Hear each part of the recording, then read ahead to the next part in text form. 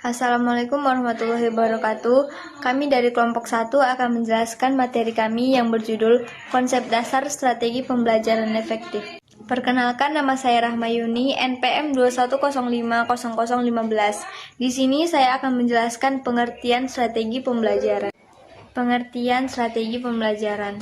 Strategi berasal dari bahasa Yunani, yaitu strategos der, yang artinya suatu usaha untuk mencapai suatu kemenangan dalam suatu tujuan, digunakan dalam lingkungan militer.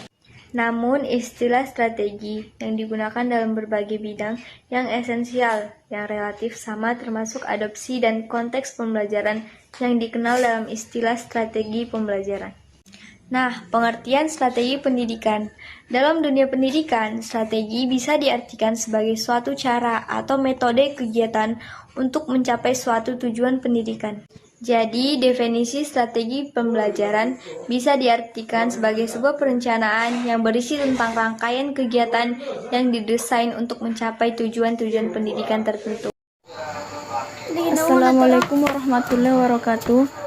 Baik, saya akan menjelaskan poin kedua yang itu model pendekatan strategi, metode, dan teknik pembelajaran.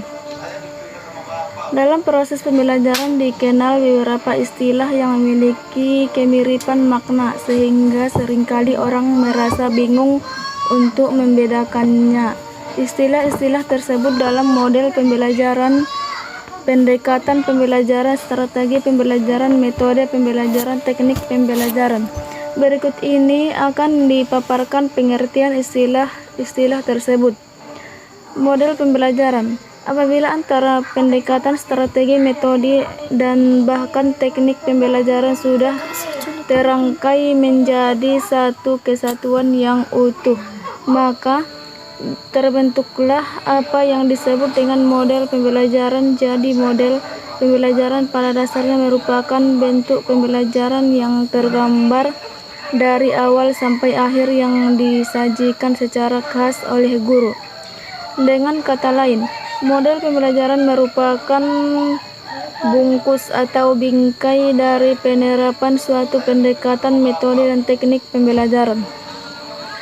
Pendekatan pembelajaran. Pendekatan pembelajaran dapat diartikan sebagai titik tolak atau sudut pandang kita terhadap proses pembelajaran yang merujuk pada pandangan tentang terjadinya suatu proses yang sifatnya masih sangat umum, di dalamnya mewadahi, menginspirasi, menguatkan, dan melatari metode pembelajaran dengan cakupan teoritis tertentu. Dilihat dari pendekatannya, pembelajaran terdapat dua jenis pendekatan, yaitu 1. Pendekatan pembelajaran yang berorientasi atau berpusat pada siswa student state of pelajaran yang berorientasi atau berpusat pada guru teacher centered of art. Strategi pembelajaran. Dari pendekatan pembelajaran yang telah ditetapkan, selanjutnya diturunkan ke dalam strategi pembelajaran. Neumann dan Logan, Abin Syamsuddin Makmun, 2003, mengemukakan 4 unsur strategi dari setiap usaha, yaitu 1. Mengidentifikasi dan menetapkan spesifikasi dan kualifikasi hasil output dan sasaran target yang harus dicapai dengan mempertimbangkan aspirasi dan selera masyarakat yang memerlukannya. 2. Mempertimbangkan dan memilih jalan pendekatan utama basic way yang paling efektif untuk mencapai sasaran. 3. Pertimbangkan dan menetapkan langkah-langkah steps yang akan ditempuh sejak titik awal sampai dengan sasaran. 4. Mempertimbangkan dan menetapkan tolok ukur, kriteria, dan patokan ukur standar untuk mengukur dan menilai taraf keberhasilan achievement usaha. Jika kita terapkan dalam konteks pembelajaran, keempat unsur tersebut adalah 1. Menetapkan spesifikasi dan kualifikasi tujuan pembelajaran, yakni perubahan profil, perilaku, dan pribadi peserta didik. 2. Mempertimbangkan dan memilih sistem pendekatan pembelajaran yang dipandang paling efektif. 3. Mempertimbangkan dan menetapkan langkah-langkah atau prosedur, metode, dan teknik pembelajaran. Yang keempat, menetapkan norma-norma dan batas minimum ukuran keberhasilan atau kriteria dan ukuran baku keberhasilan. Sementara itu, Camp Wina Sanjaya 2008 mengemukakan bahwa strategi pembelajaran adalah suatu kegiatan pembelajaran yang harus dikerjakan guru dan siswa agar tujuan pembelajaran dapat dicapai secara efektif dan efisien. Selanjutnya, dengan mengutip pemikiran J.R. David, Wina Sanjaya 2008 menyebutkan bahwa dalam strategi pembelajaran terkandung makna perencanaan, artinya bahwa strategi pada dasarnya masih bersifat konseptual tentang keputusan-keputusan yang akan diambil dalam suatu pelaksanaan pembelajaran. Metode pembelajaran. Jadi metode pembelajaran di sini dapat diartikan sebagai cara yang digunakan untuk mengimplementasikan rencana yang sudah disusun dalam bentuk kegiatan nyata dan praktis. Untuk mencapai tujuan pembelajaran, terdapat beberapa metode pembelajaran yang dapat digunakan untuk mengimplementasikan strategi pembelajaran, diantaranya ceramah, demonstrasi, diskusi, simulasi, laboratorium, pengalaman lapangan, debat, simposium, dan sebagainya.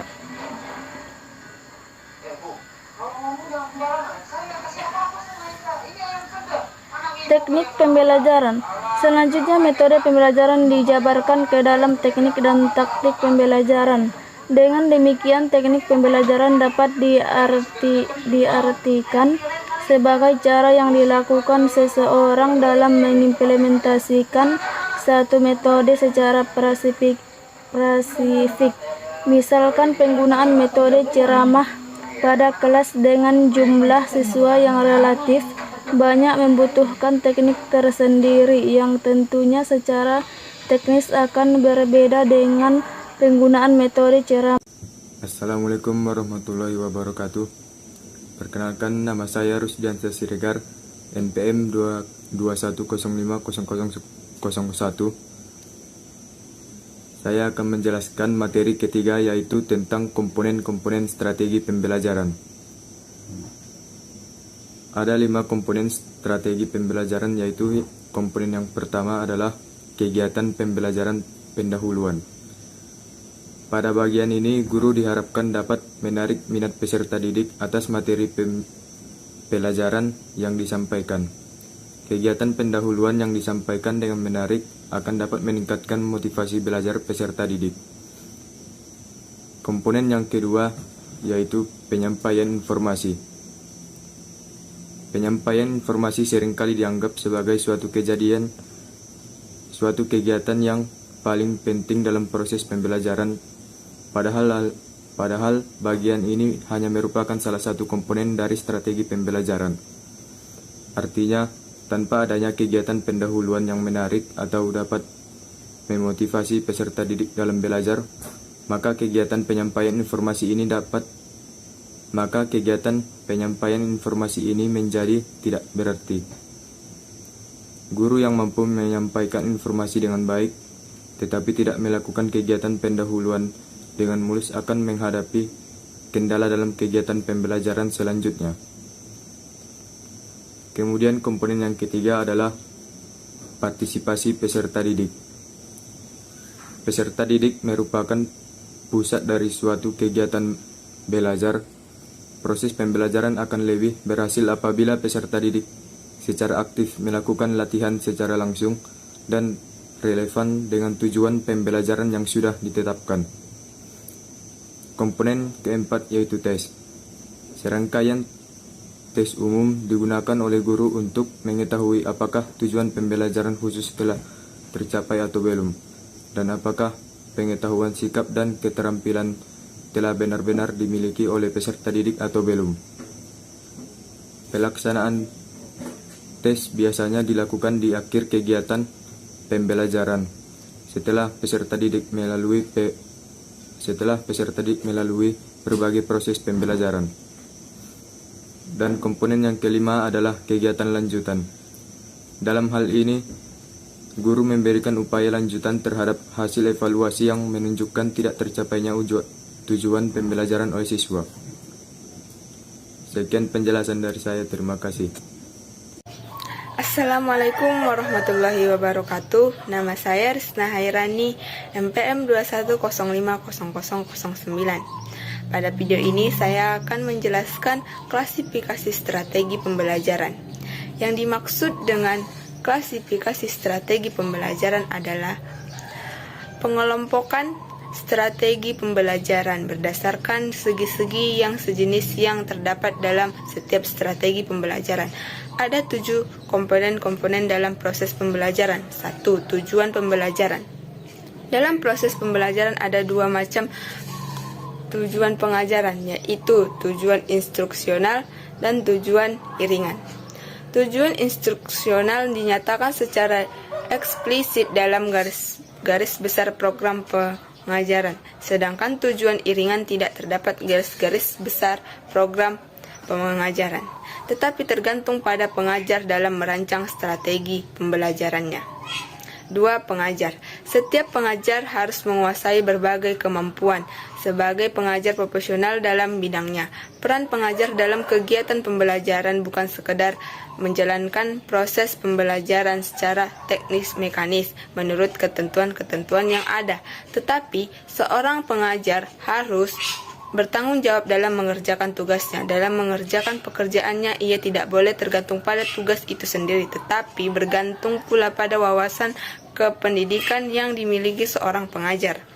3. Peserta didik. Hal yang perlu diperhatikan dalam memilih dan menentukan strategi pembelajaran yang tepat adalah peserta didik.